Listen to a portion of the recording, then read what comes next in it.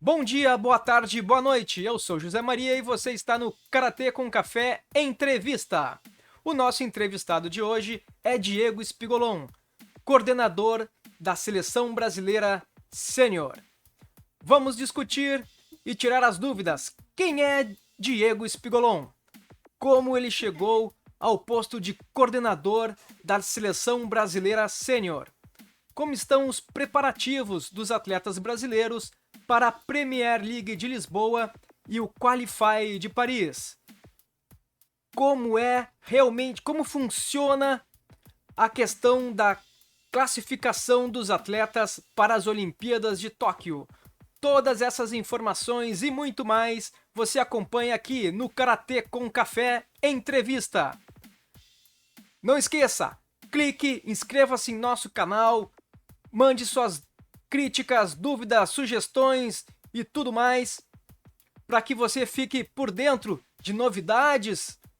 Não esqueça de clicar no sininho e vamos para a entrevista. E essa menina aqui, logo ao meu lado, é a Bea. Muito bem, vamos para a entrevista Karatê com Café.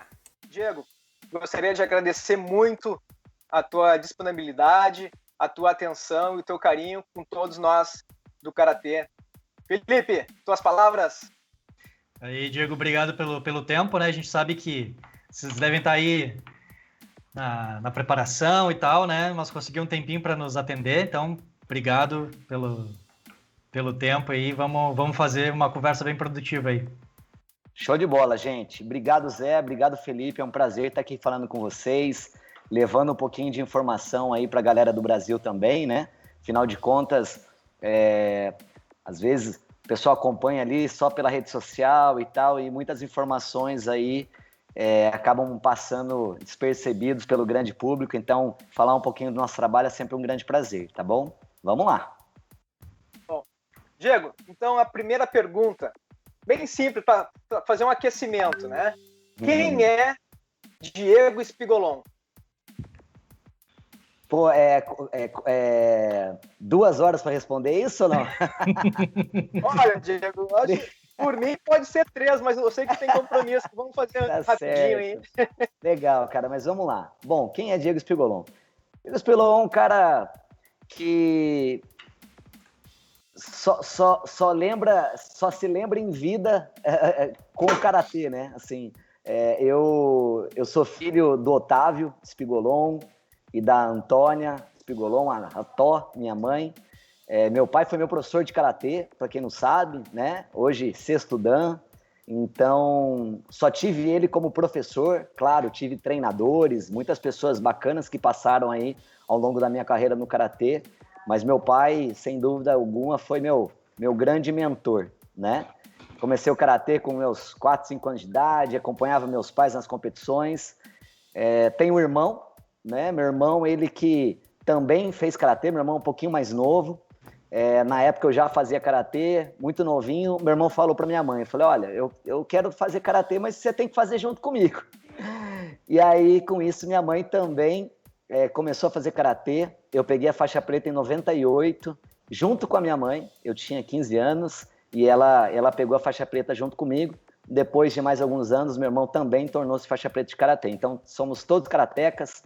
Hoje em dia, meu irmão não está na área. Meu irmão é um cara que traz muito orgulho para a família também. Ele que é piloto da Qatar Airways, mora em Doha, no Qatar, mas não atua mais, né? Não treina Karatê mais.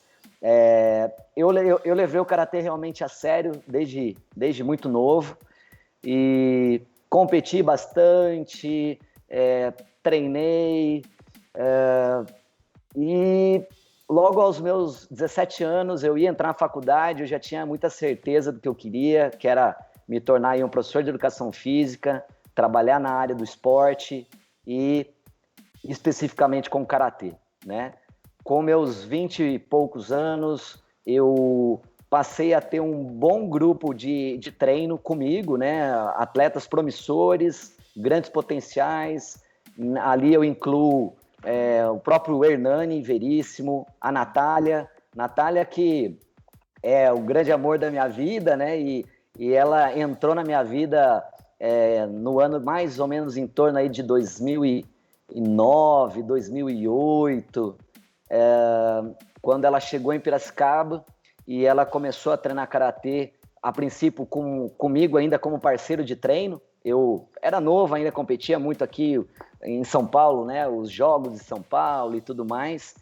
E eu comecei a ter ali alunos, eu ainda treinava, uma garotada muito boa, querendo ir para a competição, e eu comecei a trabalhar de forma separada dos meus alunos convencionais, vamos colocar praticantes de karatê. Então tinha uma turma ali de alto rendimento. Dessa turma de alto rendimento eu comecei a colher grandes frutos, e foi ali que eu tive realmente uma grande decisão, né? Eu tinha 28 anos na época, então já vão fazer quase 10 anos atrás, e eu decidi parar realmente de competir para me dedicar exclusivamente a ser o melhor treinador que eu pudesse ser, né? Eu estava sentindo que eu não estava sendo nem o melhor atleta e também estava pecando muito como treinador. Afinal de contas, eu ainda treinava e aí eu realmente comecei a me dedicar exclusivamente a isso. Me formei em Educação Física, fiz a minha primeira pós-graduação em Fisiologia do Exercício em São Paulo, na Unifesp. Terminei essa pós, fiz uma outra pós-graduação em Atividade Física Adaptada e Saúde pela Gama Filho.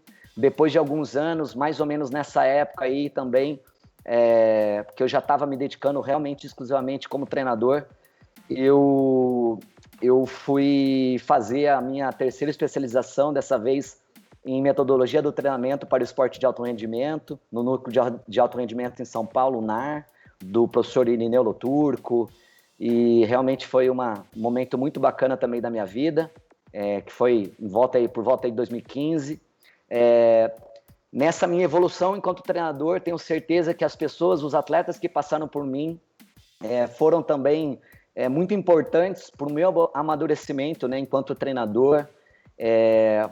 A vontade deles fez com que eu tivesse ali também um grande compromisso assumido com eles, né? Então, estudei bastante, procurei sair para fora do país para assistir grandes eventos, competir outros, treinar com grandes professores, grandes atletas também fora do país. E isso tudo foi fazendo com que eu fosse construindo aí um bom background para eu chegar na posição que eu estou hoje, né? Sou muito agradecido também, para quem não sabe, acredito que o Zé conheça, né? Nós temos no interior de São Paulo a ACAC, né? Associação Cooperativa das Academias de Karatê, que é uma entidade que anda de forma aí paralela, somando, na verdade, a Federação Paulista de Karatê, né, massificando o esporte, proporcionando aí campeonatos muito bem organizados para iniciação esportiva, inclusive, competitiva, né, no caso. E aí, desde muito cedo, eu tive uma ligação muito forte com a CAC. Já há muitos anos eu me tornei diretor técnico dessa entidade, né? Então, isso também fez com que eu fosse também amadurecendo nessa questão da gestão. Por volta ali de 2011, eu fui convidado, no qual também eu sou muito grato ao professor Almir Zusa, de São Paulo, de Campinas, né? Que foi a primeira pessoa que me chamou para integrar a comissão técnica da Seleção Paulista de Karatê, né, da FPK. E foi aí que eu comecei a mostrar um pouquinho mais o meu trabalho para outros atletas, para outros professores, nos treinamentos da seleção estadual. E graças a Deus eu tive, acredito que uma boa passagem por ali, né? Paralelamente trabalhando no meu clube, né? Na Sportway, lá em Piracicaba, e com uma equipe também muito forte nos Jogos de São Paulo.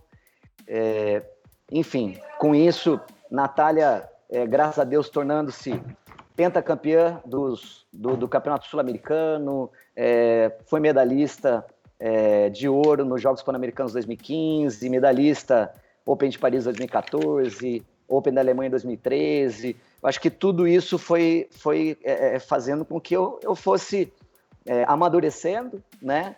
Cada vez mais, aprendendo bastante em cada uma dessas experiências.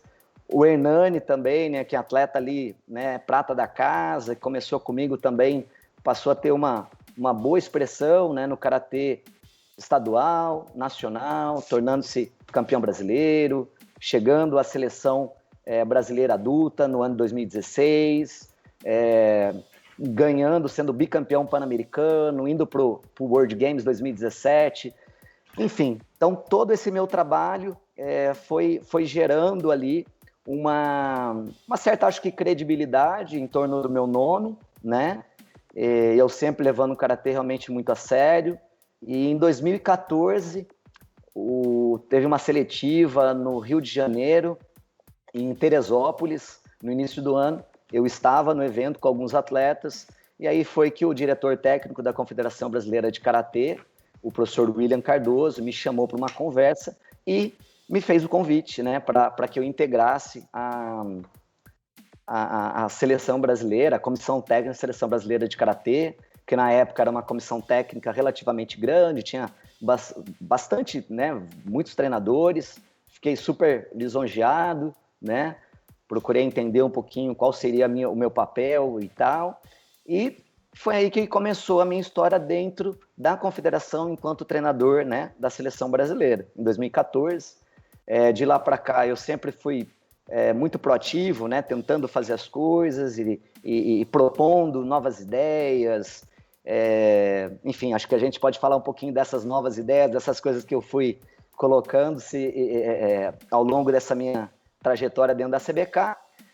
Em 2017 houve a remodelação, a nova gestão, né, a reeleição do professor Luiz Carlos, e aí eu fui chamado para, dessa vez, integrar a comissão técnica, mas já num panorama um pouco diferente, eu como coordenador da seleção brasileira adulta feminina, né, e começamos esse trabalho daí comigo, né, mais voltado e focado aí a seleção feminina, mais próximo do feminino, no caso. E em 2020, no meio de 2000, no segundo semestre de 2020, o professor Ricardo Aguiar teve que se ausentar e eu acabei assumindo, né, a seleção brasileira de comitê, né, adulta, masculina e feminina. E agora eu estou nessa nova situação agora, agregando o kata à minha coordenação também. Então, enfim, acho que eu dei uma boa explanada para situar aí a galera. Aí, ó, pô, deu o quê? Deu 10 minutos, Diego, tá ótimo. Conseguiu resumir tudo. Mais de 40 anos de karatê em 10 minutos. Então eu fiz uma boa síntese, né? Pô, foi bem. Excelente. Legal. Excelente. Bom, até a próxima pergunta que eu ia fazer, tu já respondeu, né? Mais específico, eu ia perguntar para ti. Quando que tu olhou para o lado e viu que tinhas talento para ser técnico? Pois é, Zé. Cara, para ser sincero, meu amigo, eu nunca tive... Pode parecer, não sei, estranho, mas eu sempre tive a ambição de ser o melhor que eu pudesse ser, assim, sabe? De que eu... E tô longe de me achar o cara perfeito, acho que não, longe disso, eu tô aprendendo a cada dia. Mas eu sempre fui um cara muito esforçado, assim, né? Na questão de estudar tanto a questão da ciência do treinamento e tal, mas também sobre o aspecto técnico do karatê e tudo mais. Sempre também com o coração e a mente muito aberta para novas experiências, né, cara? Assim, e sempre muito crítico, né? No sentido de, poxa, eu sempre acreditei nisso, mas de repente, em algum momento, eu ouvi algo que me fez repensar e, por que não, eu reconstruir um pouco aí esse meu pensamento anterior. Acho que tudo isso foi fazendo com que eu fosse evoluindo muito, né? Então, assim, de fato, cara, foi algo tão, assim, natural essa evolução, que, de fato, não teve um momento que eu me olhei e falei, cara, eu tenho talento tal para ser um técnico da seleção. Eu acho que a coisa foi acontecendo de uma tal forma, essa maturidade, fui aprendendo bastante, assim, com todos os professores que passaram por mim, que estão ali, de alguma forma, contribuíram, assim, e muitos deles contribuíram. Aprendi muito, né, cara, com o meu pai, aprendi com os meus parceiros treinadores da Seleção Paulista, professor Zusa, professor Geraldo, Zeca, tive em vários momentos, ainda muito jovens, treinando com o professor Zeca, e assim, eu aprendo a cada dia, professor Ricardo Aguiar também, Lucélia, eu tive assim, bons exemplos, né? E eu sempre fui tentando pegar o que há de melhor aí nas pessoas, né? E tentando agregar um pouquinho para o meu conhecimento. E foi isso, cara. Acho que foi um caminho muito natural, né? Para falar que assim, eu não tinha... mas então você não tinha ambição de chegar onde você está? Cara, nunca foi assim algo que eu... sempre foi algo que eu quis. Claro que eu quis, até porque eu vivo isso assim intensamente e tal. Desde antes de me tornar técnico da Seleção Brasileira de Karatê, eu acompanhava a seleção em inúmeros eventos, né? Por conta até dos meus atletas e tá junto, e tá ali do lado, e tá vendo o que tá acontecendo, e podendo, sei lá, agregar de alguma forma, né? Não só para os meus atletas, mas até às vezes para a própria comissão técnica que estava lá, e assim, a gente sabe a correria que é estar ali dentro, então, de repente, até para passar informação de adversário, enfim, né? Então, cara, foi isso. Até hoje eu não me acho um cara super especial, sei lá, eu sou um cara muito humilde e que tô aprendendo a cada dia. Eu acho que esse que é o lance. Diego, deixa eu te fazer uma pergunta. Qual a diferença, né, de atleta para técnico, né, nessa transição tua? Qual foi a grande diferença? Assim, o que tu teve que, tem que estudar mais isso, ou tem que mudar algo a percepção que eu tinha antes, enfim, o que tu vê que precisou ser feito nessa tua transição para focar como técnico e perder um pouquinho do foco como atleta, assim, né? Uhum. Sim. Eu ao longo do meu final ali de carreira enquanto atleta, e acho que o meu último ano como atleta, se eu não me engano, foi 2012. Inclusive, o último campeonato que eu participei foi os Jogos Abertos de São Paulo, 2012. E fui campeão, graças a Deus. Terminei bem ainda. Por cima, é isso aí. Mas assim, o que eu sinto é a questão do olhar para o outro, de entender que nós passamos, na verdade, a servir o outro, né? Porque uma coisa que o atleta, isso é muito normal, não falo isso de uma forma negativa, acho que o atleta tem que ter um pouco disso mesmo, o atleta tem que ter um olhar para si, né? O atleta tem que ter esse olhar, né? De certa forma, um egocentrismo, né? Uma coisa que é importante isso. O que é melhor para mim, né? Ainda mais num esporte, né? Uma modalidade individual e tal. É claro que isso não pode interferir num clima, numa atmosfera para prejudicar o grupo e equipe, o parceiro de treino, longe disso. Mas eu sinto que a transição do atleta para o técnico é essa, que o técnico tem que passar a enxergar como ponto principal da atuação dele o outro, de que a estrela principal do espetáculo não é mais ele. A estrela do espetáculo é o atleta.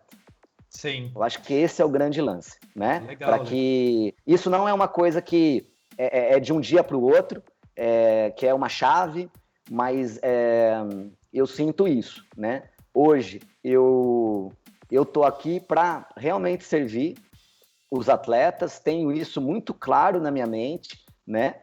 E é uma coisa que eu acho que a transição, ela às vezes, para a pessoa se enxergar enquanto treinador, eu acho que isso é um detalhe muito importante. Além do que, você sabe que tem um detalhe que quando a gente passa a tentar ensinar mais, né?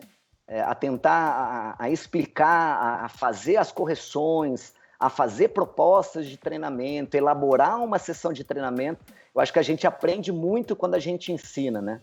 Então, isso foi também um detalhe que eu sinto, assim, muito, muito interessante, que a minha visão de luta, de tática, de técnica, hoje, talvez, se eu tivesse hoje a visão que eu tenho, né, hoje, enquanto atleta, talvez eu teria tido até mais sucesso enquanto atleta, né?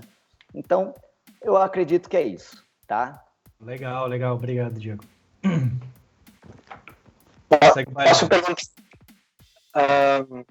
Deixa eu ver, tem perguntas aqui que o Diego, naquele pequeno resumo dele, já respondeu, eu né? Mandei tudo. Deixa eu ver aqui.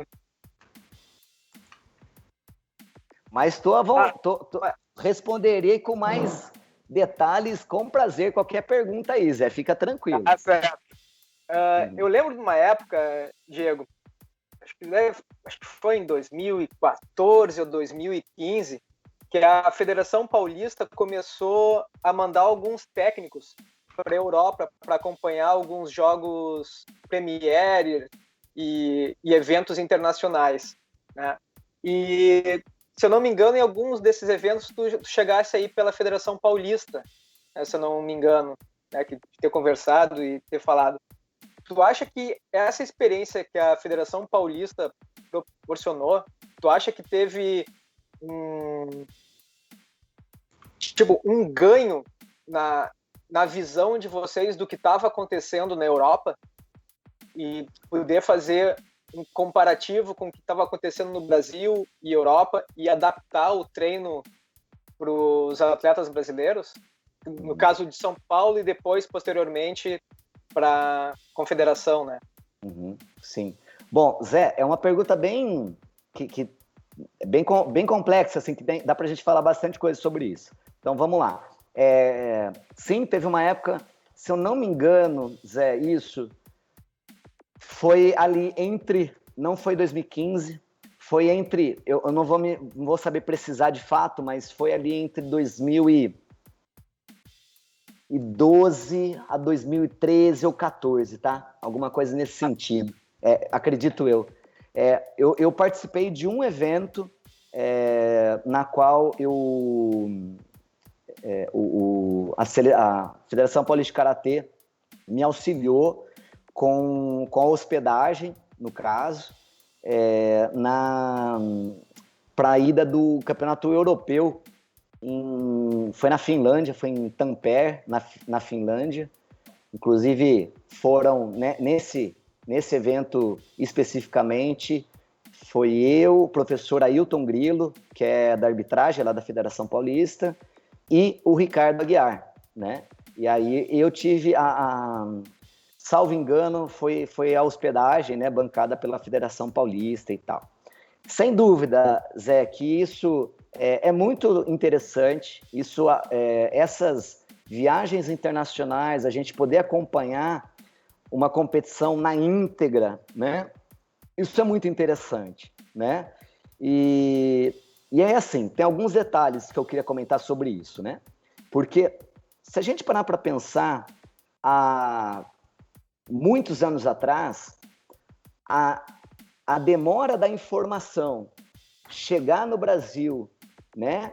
Quantas e quantas vezes, e Zé, sem dúvida alguma, também é dessa época, que não existia ainda o YouTube, a gente não tinha essas transmissões online acontecendo e tudo mais, a gente tinha acesso ao que estava acontecendo num campeonato mundial ou um campeonato europeu através de uma fita, né, VHS, que era vendida num campeonato Só que de um campeonato que já tinha sido há 2 anos atrás. E a gente pegava aquilo para tentar se inteirar do que estava acontecendo. Detalhe que tinha evento que a gente estava se inteirando do que estava acontecendo, e o evento tinha acontecido há 2 anos atrás, né? Então, eu acho que hoje a informação ela não é mais rápida, ela é instantânea, né? A gente tem muitas transmissões aí ao vivo que a gente consegue ver o que está acontecendo em tempo real, né?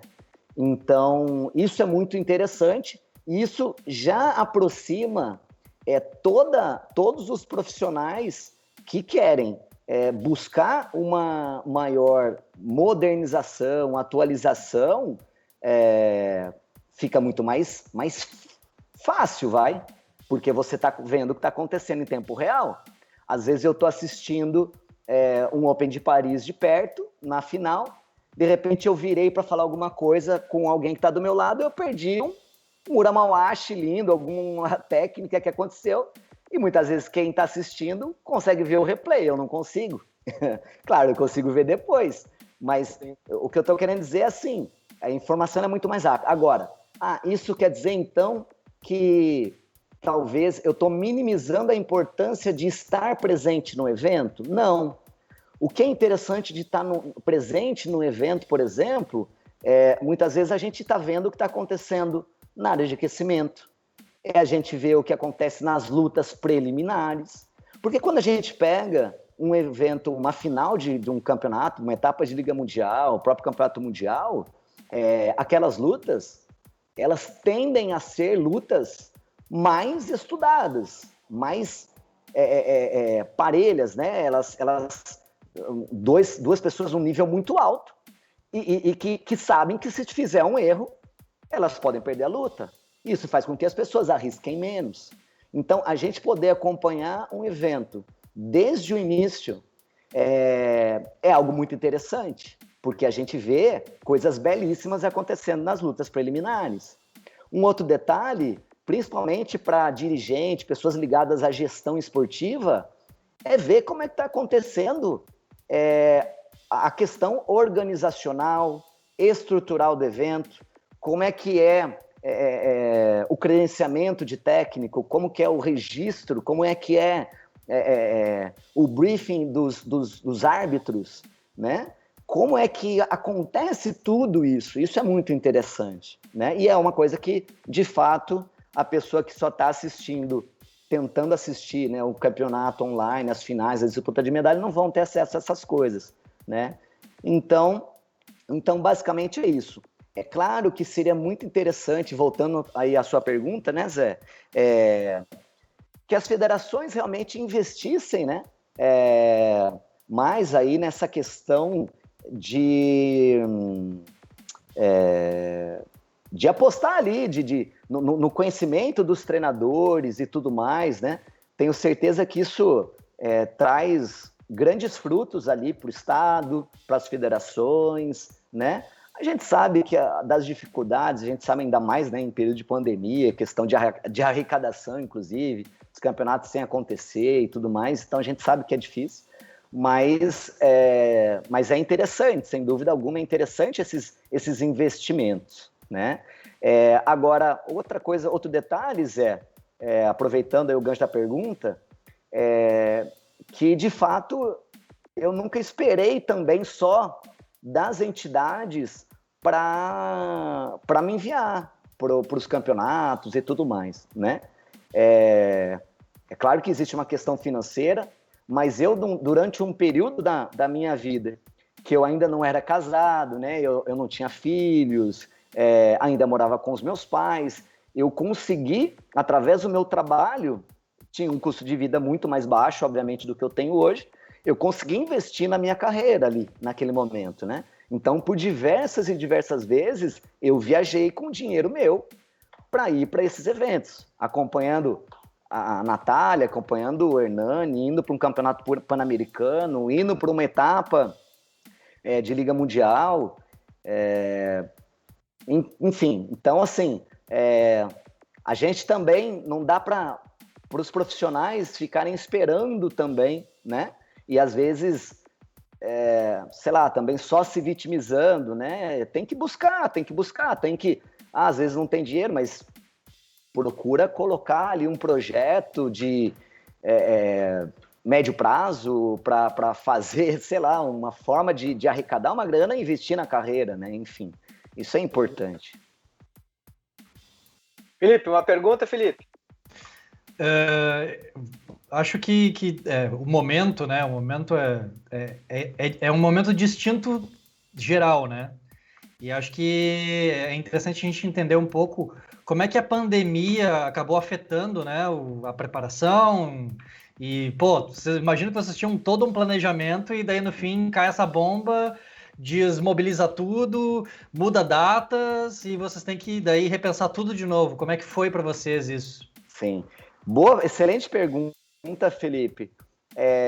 De fato, essa pandemia, ela veio num momento tão especial para o Karatê, né? Que é um momento de Jogos Olímpicos, primeira vez o Karatê, e então isso fez com que o nosso planejamento lá atrás e tal, ele tivesse que sofrer alterações e tem sofrido semanalmente, né? Porque os decretos aí da questão das fronteiras, eles mudam a cada 15 dias, e então tudo isso é muito delicado, né? Agora, eu brinco que a moda agora é falar sobre planejamento dinâmico, né? A palavra é essa, planejamento dinâmico, porque, de fato, é muito duro, muito difícil a gente planejar e cumprir tudo aquilo que a gente planejou e tudo mais, né? Mas, assim, vamos lá. Em 2020, inclusive, quando começou isso, e a princípio, né, ninguém sabia o quanto que ia durar tudo isso, nós... de repente parou e a coisa, né, começa a cancelar competições, cancela campeonato pan-americano e cancela isso, cancela aquilo. Aí, próximo ali do meio do ano, do 2020, nós tivemos ali uma ideia, né, um projeto com prazo, inclusive, né, para encerrar, mas um projeto de dar a mão para a seleção brasileira de karatê nesse momento, né? Justamente sobre essa questão do treinamento, da preparação, da gente estar mais próximo. Então, nós fizemos um levantamento a princípio, né? De quais eram os atletas, falando especificamente da seleção brasileira sênior, mas também houve o projeto com a seleção de base, mas falando da seleção sênior na qual eu realmente coloco a mão, né? Então, nós fizemos um levantamento para entender desse grupo de atletas da seleção brasileira, quais deles, primeiro, estavam tendo acesso a tatame para treinar, né? Então, assim, nós temos atletas que o professor é o pai, e aí ele tem a academia dele, então a pessoa conseguia entrar lá dentro, fechar a porta e treinar sozinho, ou com o irmão, ou alguém que estava ali no ambiente familiar, enfim. Então, nós tínhamos os mais diferentes aspectos ali, né? Então, tínhamos pessoas que estavam tendo acesso a treino, acesso a tatame, mas sem parceiro. Tínhamos pessoas que até tinham parceiro, mas não tinha tatame. Tínhamos pessoas que tinham parceiro e tinham tatame. Então, pessoas que tinham ainda algum tipo de acesso à academia, enfim, pelo menos equipamentos mínimos ali, por treino físico, outros que não tinham nada e estavam tendo um apartamento. Então, nós pensamos bastante nisso, e aí nós começamos nesse projeto, a gente tinha... eram 2 encontros semanais com a Seleção Brasileira Adulta, aconteciam às terças e quintas-feiras, no período da manhã, e com isso a gente começou esses treinos online. Tínhamos treinos técnicos, tínhamos treinos físicos, comandados pelo professor Ariel Longo, de São Paulo, que foi agora integrado, né, na nossa comissão técnica, é o preparador físico da Seleção Brasileira Sênior, e com isso a gente foi, né, de mãos dadas ali com os atletas, até para que a gente, para que esses atletas mantivessem o foco, né, tivesse uma manutenção mínima ali da forma técnica e física, e isso a gente A gente continuou com isso por alguns meses, né?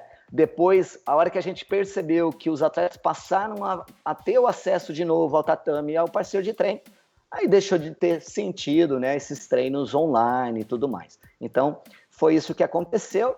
A gente...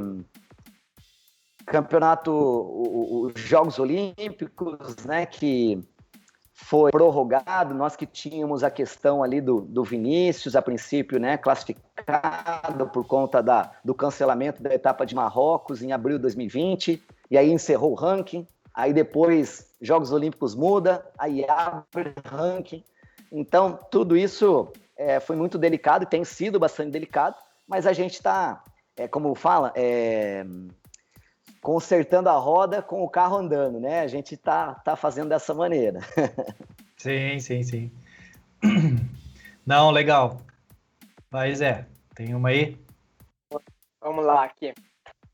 Atualmente, se eu não estudei, tu me corrige, Diego, que eu já dei uma olhada no regulamento da WKF para os atletas que vão integrar as Olimpíadas, né? Mas tudo depende do evento esse de Lisboa, depende de outros fatores, mas atualmente, se eu estiver errado, a Valéria, como foi campeã pan-americana dos Jogos Pan-Americanos em 2019, ela tem a vaga, né? Zé, não, ela não tem, infelizmente. É super delicado de explicar, mas eu vou tentar resumir aqui. Eu sei que é super difícil, inclusive quando a gente vai tratar desse tema, inclusive com imprensa também, enfim, tudo não é simples de explicar. Mas vamos lá. Só deixa eu fazer então um toque. Tá? A Sakura Kokumai, ela foi campeã pan-americana e ela conseguiu a vaga.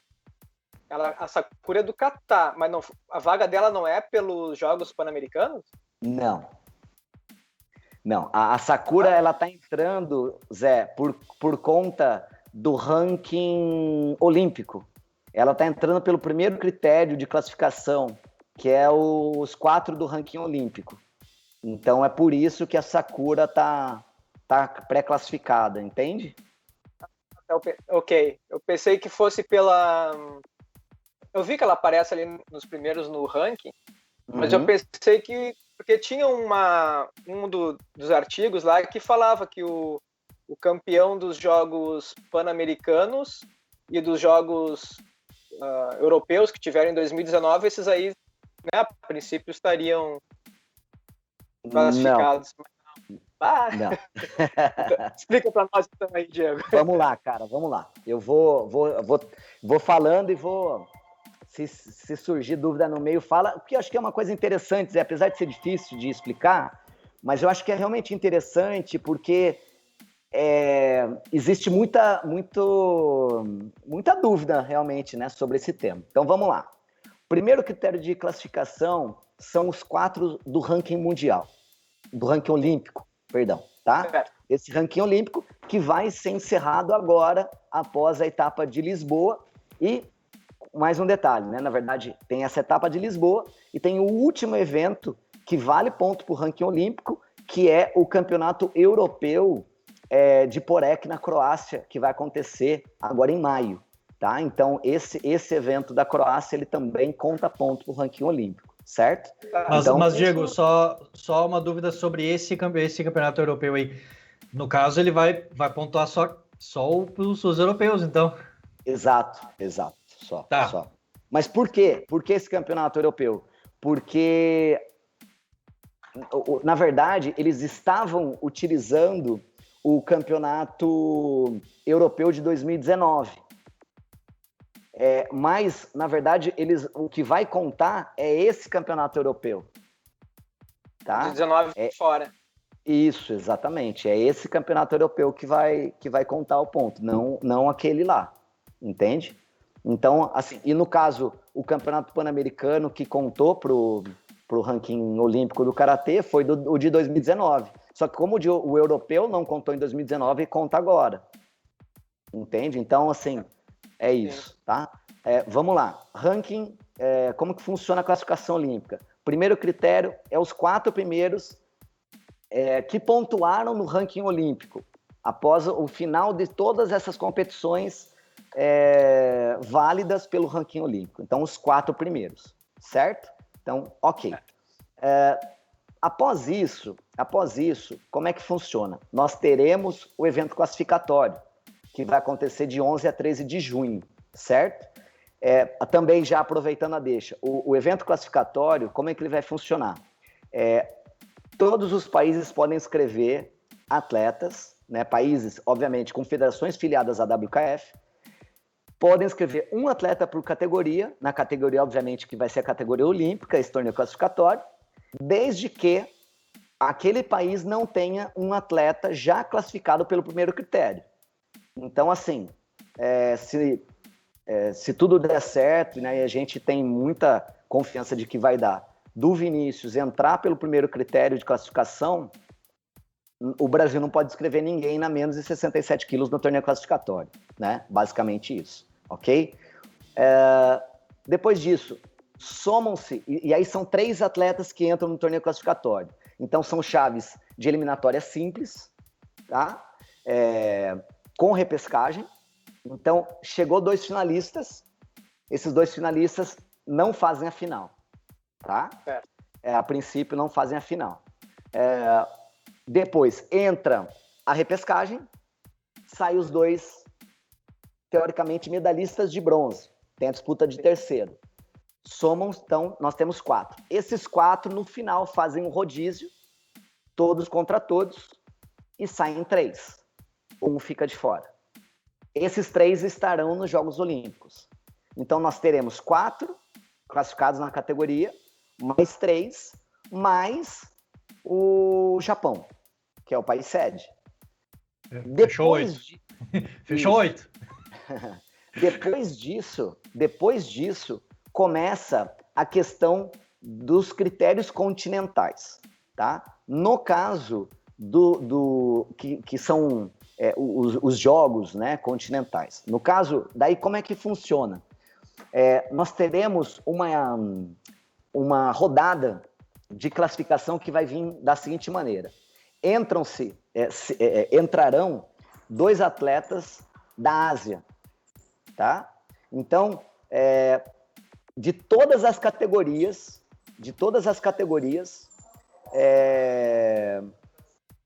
como é que funciona no caso da Ásia, tá? Eu vou até te falar em tempo real como é que está a situação hoje, tá? Desculpa, não é a Ásia o primeiro critério, o continente, é a Oceania, tá? Então, no caso da Oceania, eles vão analisar, dentro do ranking olímpico, qual que é o melhor atleta do masculino, de todas as categorias, o melhor atleta do masculino que está melhor classificado no ranking olímpico. Só que tem que obrigatoriamente estar no mínimo entre os 50. Então, sim, hoje, quem entra nesse critério da Oceania é um australiano da 75, o Yahiro, eu esqueci o nome dele, o sobrenome é Yahiro, tá? Uhum. Ele é o 20º do ranking, se ele não é o 20º, é próximo disso, do ranking olímpico, tá? E aí entra também uma atleta do feminino, que no caso entra uma atleta do Catar, da Nova Zelândia, sobrenome Anakan, que está ali por volta da 9ª colocação, tá? Do ranking olímpico, certo? Depois desses 2 atletas da Oceania, aí passa para a África. E aí, na África, também entra um masculino e um feminino. No masculino, hoje, entra o Ali Elsawi, que é o atleta que, inclusive, que está muito próximo do Vinícius, na categoria 67. Ele é o 6º atleta no ranking olímpico, portanto, ele é o atleta da África, do masculino, mais bem colocado no ranking olímpico, e aí ele entra. Depois disso, entra no feminino, entra a Abdelaziz, que é uma egípcia da categoria menos de 68, na olímpica mais de 61. Ela entra, ela é a 5ª da categoria olímpica dela, então ela entra nesse critério também. Aí entraram 2 atletas da África. Depois da África, entram 2 atletas do continente pan-americano, tá? O primeiro do masculino, em tese, seria o Antônio Dias. Mas o Antônio Dias, ele hoje entraria pelo primeiro critério de classificação do ranking olímpico. Então, ele não entra por conta disso, ele entra por esse outro critério, tá? Então, assim, na verdade, quando eu falo do Pan-Americano, quais foram os medalhistas de ouro dos Jogos Pan-Americanos? E aí entra isso. Desses que foram medalhistas de ouro, qual masculino medalhista de ouro dos Jogos Pan-Americanos mais bem colocado no ranking olímpico? É o Antônio Dias. Ah, o Antônio Dias já está classificado. Então, qual que é o próximo? O próximo é o Tom Scott, que hoje ele está na 6ª colocação, na 7.5, então ele entra na 7.5, certo? Depois disso, no feminino, entraria em tese quem? A Sakura Kokumai. Só que ela também já está entrando pelo primeiro critério. E aí, por conta disso, ela não entra pelo critério dos Jogos Pan-Americanos. Aí quem entra é a Alexandra Grande, que foi, e ela é 9ª colocada. Por que a Valéria não entra nesse ponto? Porque a Valéria é a 17ª. E entra a Alexandra Grande. Aí passou o PKF, o Pan-Americano. Aí nós vamos para a Ásia. Aí a Ásia entra hoje o atleta do Cazaquistão, Yuldashev, que é a categoria mais de 7.5, que ele é o 8º. No feminino entra a Gong Li, da categoria mais de 61, que é ela que luta na menos de 68, que ela ela que entra nesse critério, tá? Vamos lá. Categoria, depois Europa, entrou mais 2, que aí entraria, em tese, quem seria o primeiro a entrar? O Demian Quinteiro, só que o Quinteiro já entrou pelo primeiro critério. Quem seria o segundo? O segundo seria o Ivan Kvesic, que é o croata, só que ele também já entrou pelo primeiro critério. Aí vai entrar, olha só que interessante, vai entrar pela Europa nessa rodada o Kalvis Kaunin, da Letônia, Latvia, né, chamado em inglês, que ele é o 25º do ranking olímpico, ele entra. E no feminino vai entrar, teoricamente, a Sandra Sanches, mas ela já entrou pelo primeiro critério. E aí a próxima pessoa seria a Bettina Planck, da Áustria, da categoria menos de 55 quilos, a olímpica, né? Ela que luta na menos de 50, ela entraria como atleta da Europa. Passou todas essas rodadas, a gente volta para a África para colocar mais um atleta. É a África um atleta e depois a PKF um atleta. E aí que mora a questão. Por quê? Porque se entra na África um atleta do masculino nessa rodada, nessa volta, a hora que vai para a PKF tem que obrigatoriamente ser um feminino. Então, se nesse momento for um africano, um homem da África, a próxima pessoa do feminino da PKF é a Valéria. Só que hoje quem está entrando da África é uma atleta do Marrocos na categoria menos de 61, que está na 12ª colocação. E aí, a hora que vem para a PKF, vai para o masculino e cai no colo do Brian Ir, da categoria pesada mais de 7.5, né? Ele que luta na mais de 84 quilos. Então, complicado, né? É uma salada. Vai ser, resumindo, vai ser os 48 ali que a gente vai saber quando vai dar. Exatamente isso. Vou dar um exemplo. Alexandra Grande foi competir o torneio classificatório, entrou pelo torneio classificatório. O que isso quer dizer? Que daí quem passa, como ela já vai estar classificada, aí sim, quem entraria no caso, na próxima vaga, seria a Valéria. Um exemplo, tá? Uhum. Então, a marroquina entrou. De repente, a marroquina entrou pelo critério do torneio classificatório, vai cair no colo de um masculino da África, vem pro feminino na PKF. Então, é complicado, gente, é super delicado, por isso que a gente não pode ficar esperando muito de resultado e a gente tem que fazer a nossa parte. Hein, Diego? Não, só uma questão. Depois dessa primeira rodada, que são 2 atletas por continente, daí se faz mais uma rodada, é isso? Exatamente. Tá, mas a próxima rodada é só África e PKF. Ah, entendi. Tá, entendi. É isso. Tava com essa dúvida. Exato. Daí é só isso. daí são esses dois últimos, então, no caso. Os dois últimos, exatamente. Que daí é um de cada. Isso, entendi. Beleza. Ficou claro. Então, na real, é o seguinte, quando acabar todos os eventos, quando o portão for fechado, nada está resolvido ainda. Exatamente. Aí que entra o trabalho das pessoas ali. Isso aí, na verdade, terminou o torneio classificatório, a gente sabe todo mundo que tá classificado, inclusive isso, né? Então, o professor William também está super, né, antenado e tem ali a planilha toda com tudo isso anotado. Então, a hora que as categorias forem terminando no torneio classificatório, a gente já vai tendo aí o panorama, né, mais ou menos. Enfim, então no dia 13, depois do dia 13 de junho, a gente já tem todos os nomes de quem vai para os Jogos Olímpicos. Beleza. Como é que tu tá de tempo aí, Diego? Eu tenho mais 10 minutos, cara. Tenho mais 10 minutos. Tá. Zé, acho que vamos mais para a finaleira ali. Aí eu tenho uma pergunta, eu tenho. Uma só. Manda ver, Felipe. Qual é a pior categoria que tu vê do Olímpico? A pior, mais disputada de todas, assim. Se tem uma, né? Pode ser 2, 3, de repente. Cara, vamos lá. Todas as categorias são difíceis, né? Tem ali o seu nível de competição altíssimo, né? Agora, uma coisa que é fato, né? E aí é uma questão matemática e proporcional, não é o Diego que está achando, né? É que a categoria, por exemplo, a menos de 75 e a menos de 61, ela reúne aquela quantidade de atletas. A classificação na categoria menos de 61 no feminino ou mais de 61 no feminino, e no caso do masculino, a menos de 67 e a mais de 75, no feminino é menos 55, né? Eu quis dizer ali e tal. O que acontece é que a gente tem 2 categorias para a mesma quantidade de vagas, né? Então, um exemplo, né? O Vinícius, né? Que é o nosso atleta mais bem colocado no ranking olímpico. Ele tem que ser pelo menos o segundo da categoria 67 para poder entrar pelo primeiro critério.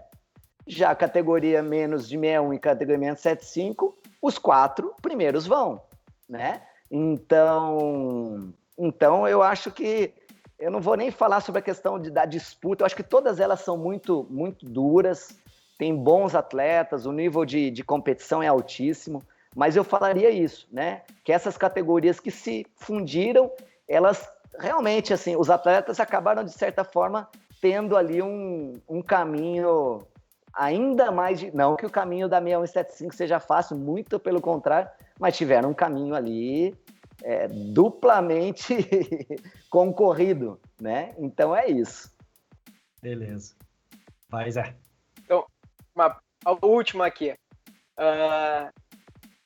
Um textinho rápido, tá, Diego? Tá. Sabemos que estar disputando uma Olimpíadas é um sonho muito antigo de nós do Karatê.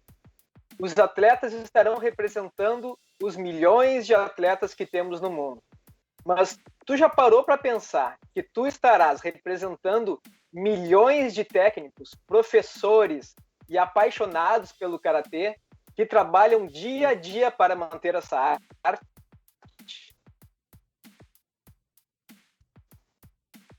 Por exemplo, fico muito honrado em ter um como tu. Como é para ti viver esse sonho? Porque tu, como um karateca, quando tu começou a treinar, o karatê, o sonho era ser olímpico. E hoje tu está realizando esse sonho. Talvez não como tu imaginou, dentro do tatame, né, entre as 4 linhas. Mas tu vai estar... eu não sei se vai ser tu que vai estar na cabine ou não, mas tu vai estar meia dúzia de passos do tatame numa disputa olímpica. O que o Diego sente em relação a isso? Zé, excelente pergunta, excelente colocação. Bom, primeiro que eu trabalho sempre com muito pé no chão, né? Então, a classificação nossa, ela não está certa ainda, né? Então, Eu vou falar sob o ponto de vista de que alguém que tem muita fé, esperança e que acredita no trabalho desses atletas. No meu, da confederação, né? Mas vamos lá. Então, se Deus quiser, isso vai se consolidar em breve. Se consolidando isso, Zé, é assim, cara, vai ser sem dúvida alguma uma grande honra. Te confesso que me sinto um cara abençoado por Deus, pela oportunidade, por minha trajetória, né, cara, desde ali, como eu falei, do início da nossa conversa, que eu citei a minha família. Eu também falo muito, e assim, é uma coisa que mexe muito comigo, que o meu sonho é o sonho da minha esposa também, né, da Natália.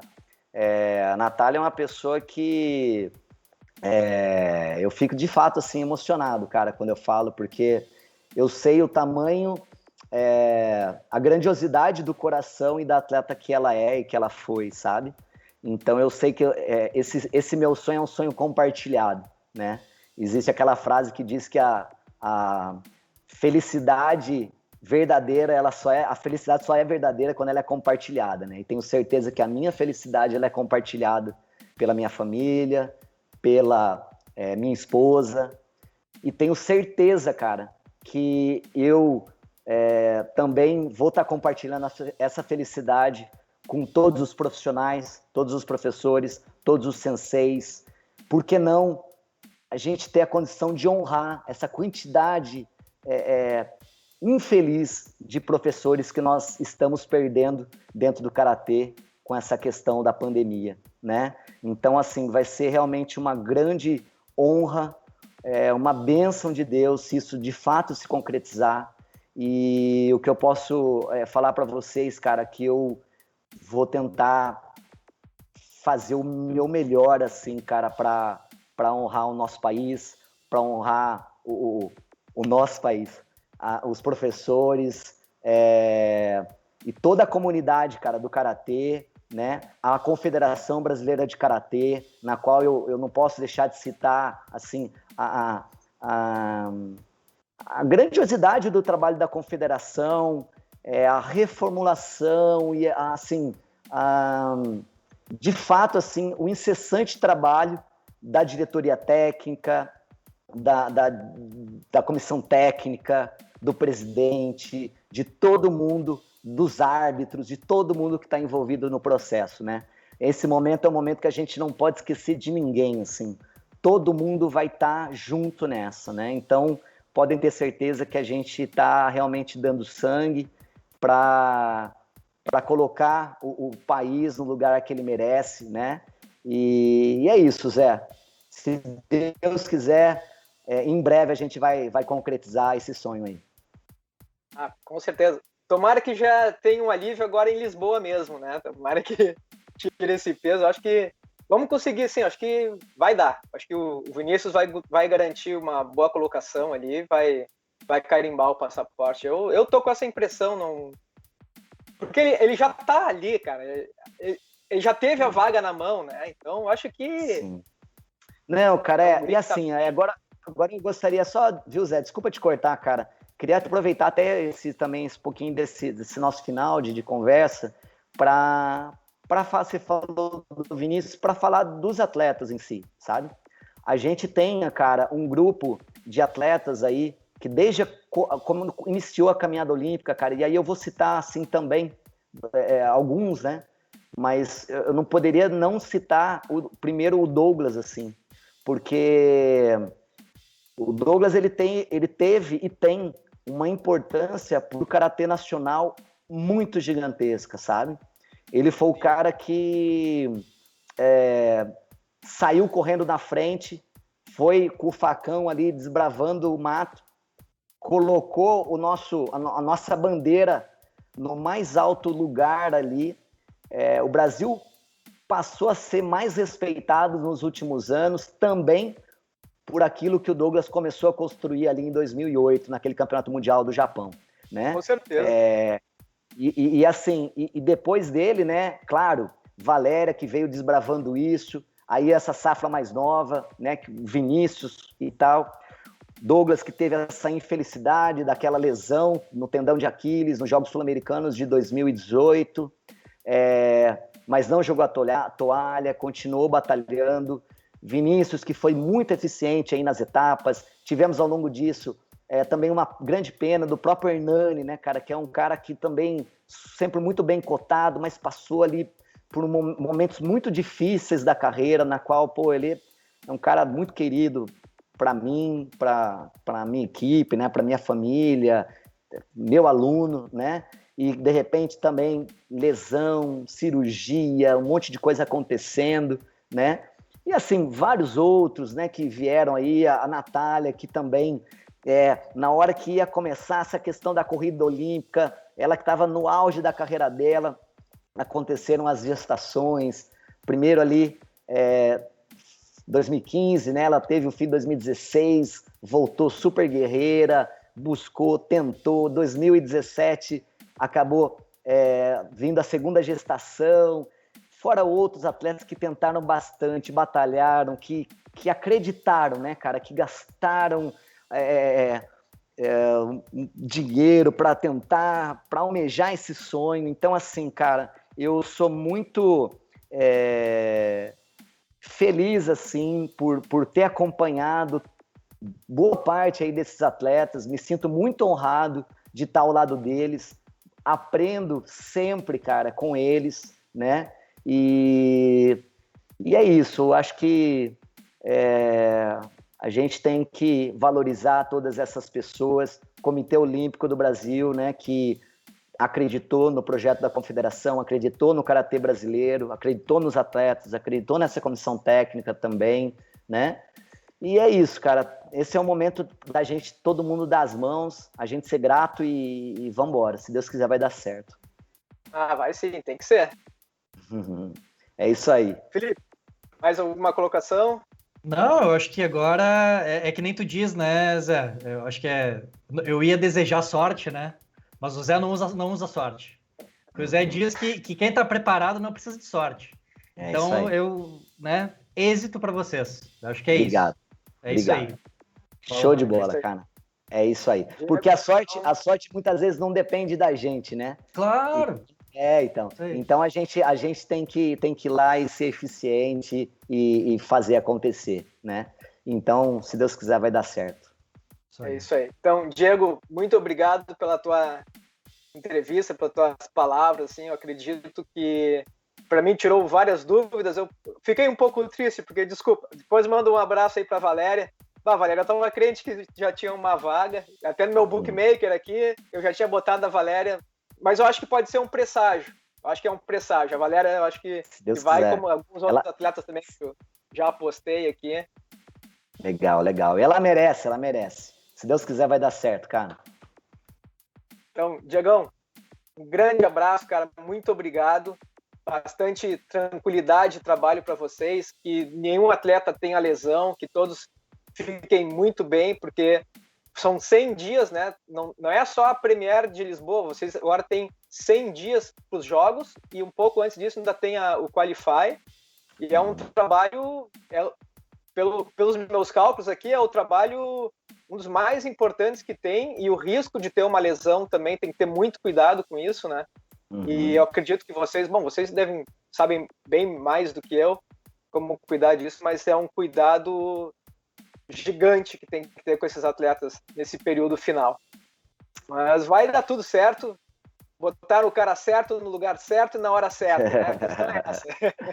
Legal, Zé. Obrigado, cara. Obrigado aí, viu, Zé? Obrigado, Felipe, pela oportunidade, né, cara, também de tirar essas dúvidas, de falar um pouquinho do nosso trabalho, porque tem muita coisa que às vezes passa aí despercebido, né, pelo grande público e tal. E então é isso. É sempre um prazer falar de karatê, é sempre um prazer poder levar um pouquinho do nosso trabalho, tá? Um abraço a todos e fiquem com Deus. Tá certo. Obrigado, Diego, e bom trabalho para vocês aí em Portugal. Valeu. Tchau.